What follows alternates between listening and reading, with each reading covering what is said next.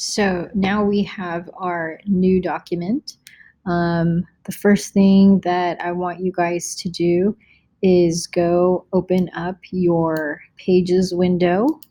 If it isn't already open, you can go up to the window menu up top and click on Pages. Mine is already open. Okay, so right now we only have one page, and I want you to make 2 pages. So you can use this create a new page button. Okay. Then we're going to go up here to the hamburger button. And up here, you're going to uncheck allow document pages to shuffle. Okay. This is going to enable us to move your page so it's actually side by side. And then you can actually create your 2-page spread. So basically, I'm just going to zoom out really quick. You'll be able to have your pages side by side while you're working. Okay. Once you do that, you're going to go File, Save, so you can save your document setup. Make sure you remember where you're saving to, and make sure that you name it something that you can remember or is kind of descriptive. So I'm just going to name this Xicapilli, first initial, last name, digital spread, and I'm going to put today's date. And I'm going to click Save. Okay, and so from here, I will be able to add my text box. So I can drop in my poem or lyrics or passage. I am going to just put placeholder text here for now, just so you can see this.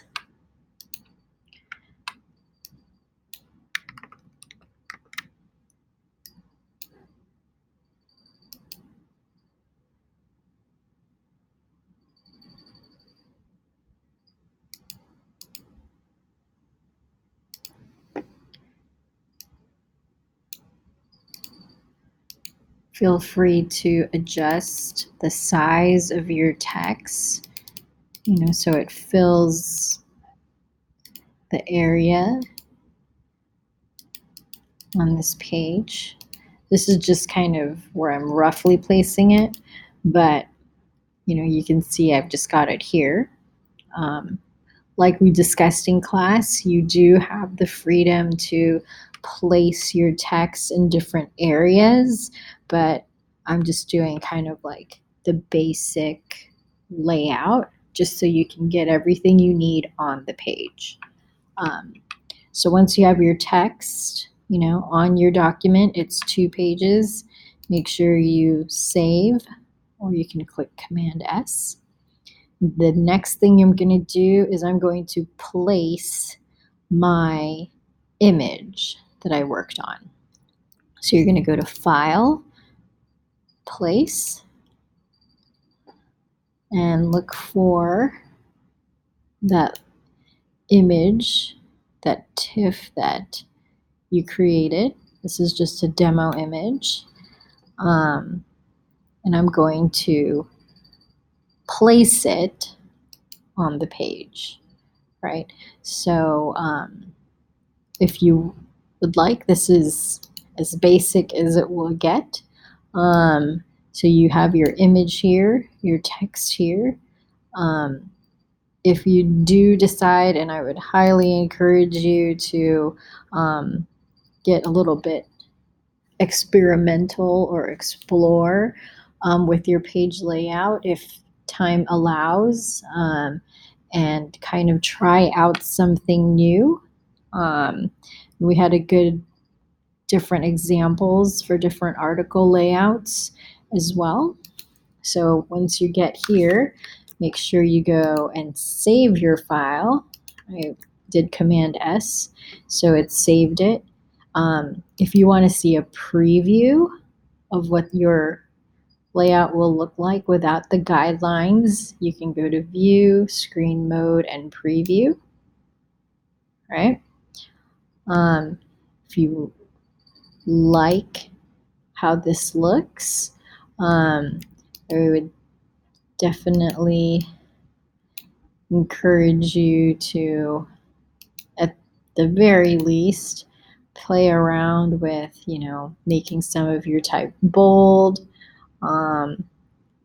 Maybe you can change the color of something just to highlight it.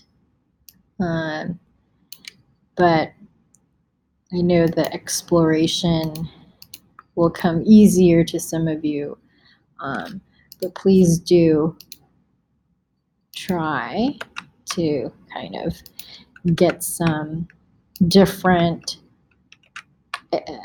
design elements in there, if you can. And then once you are at a good stopping point, let's say, and you like the different, how your page is laying out with maybe a couple elements, rectangles and whatnot, you can move things front and back.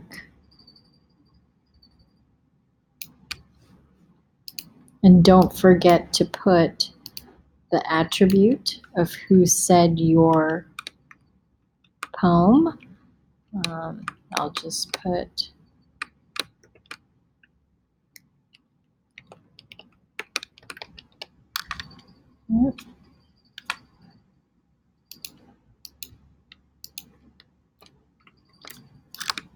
please get more exciting than this. Then after that, right, I've been clicking Command S.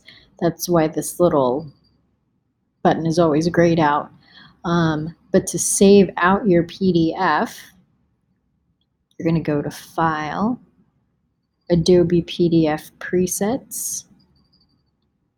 We'll do High Quality Print. Okay.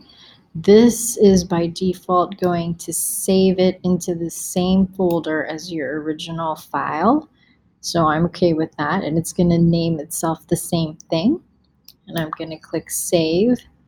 All right, for high quality print, all of these defaults are good. The only thing that you have to change so you can have a PDF that shows it the pages side by side, is you're clicking, instead of pages, you're clicking spreads. And you'll click that. After that, you can export. Okay.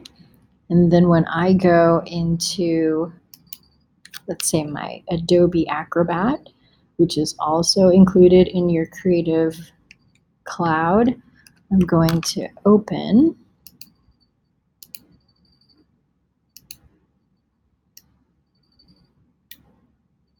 my file, and you will see the PDF that has the 2-page spread. Okay. And